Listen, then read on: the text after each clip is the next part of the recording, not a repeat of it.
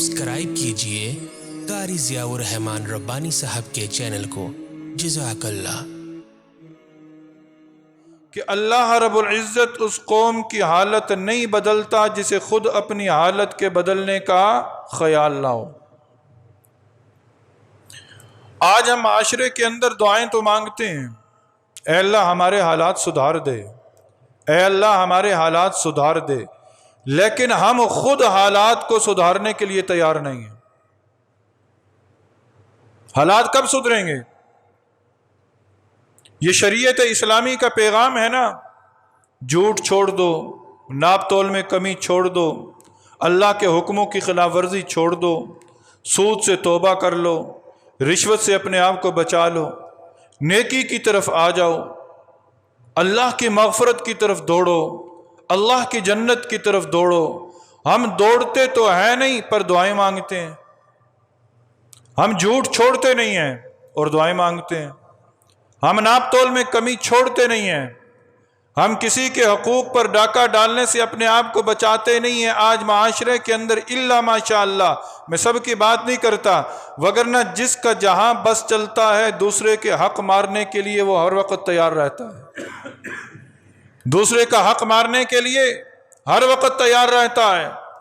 ہاتھوں کے اندر تسبیح بھی ہے، پیجامے شلواریں تہبند بھی ٹخنوں سے اوپر ہیں، سروں پر عمامے بھی ہیں، نام کے ساتھ الحاج بھی لکھے ہوئے ہیں، لیکن جب ان کی معاشرتی زندگی کو دیکھیں تو لوگوں کے حقوق غصب کیے ہوئے بیٹھے ہیں۔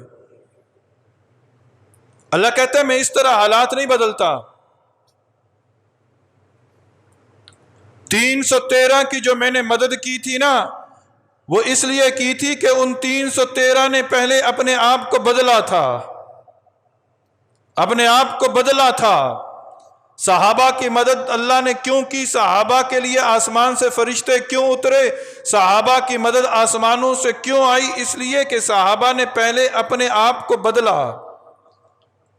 جب انہوں نے اپنے آپ کو بدل لیا تو پھر اللہ رب العزت نے آسمان سے مدد کو اتارا، آسمان سے فرشتے اترے۔ رہتی دنیا تک رب تعالیٰ نے یہ اصول بنا دیا کہ ان اللہ لا یغیر ما بقوم۔ آج اگر ہم چاہتے ہیں نا کہ ہمارے حالات سدھر جائیں، ہمیں امن مل جائے، ہمارے لیے مہنگائی ختم ہو جائے، ہمارے لیے رزق کی فراوانی ہو، ہمیں سکون نصیب ہو، پریشانیاں ختم ہوں، وگرنہ آج تو پریشانیاں اس طرح آ رہی ہیں جس طرح تسبیح کے دانے ٹوٹ کر بکھر جاتے ہیں، بارش کے قطرات کی طرح پریشانیاں آ رہی ہیں۔ ان پریشانیوں سے، ان حالات سے بچاؤ کی صرف ایک ہی صورت ہے، وہ یہ ہے کہ ہم خود بدلنے کا ارادہ کر لیں، ہم اپنے آپ کو بدلیں۔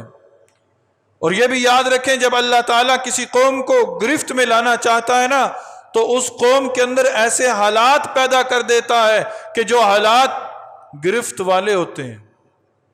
بے حیائی عام ہو جاتی ہے، جھوٹ عام ہو جاتا ہے، اللہ کی نافرمانی عام ہو جاتی ہے، ایسے اسباب قائم ہو جاتے ہیں کہ وہ خود بخود اللہ کی پکڑ میں آ جاتے ہیں۔